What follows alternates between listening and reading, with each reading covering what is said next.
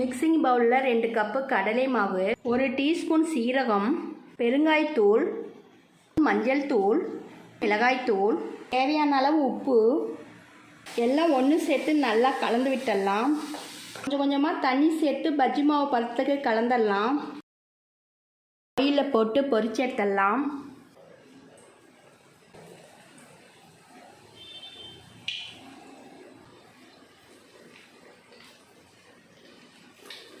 ரெண்டு பக்கமும் நல்லா வெந்துருச்சு.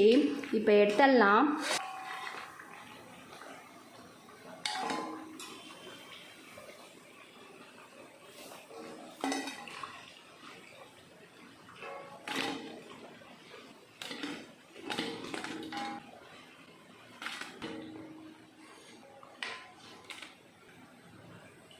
வாழைக்காய் பஜ்ஜி ரெடி ஆயிடுச்சு. இது போல் ட்ரை பண்ணி பாருங்கள். தேங்க்யூ.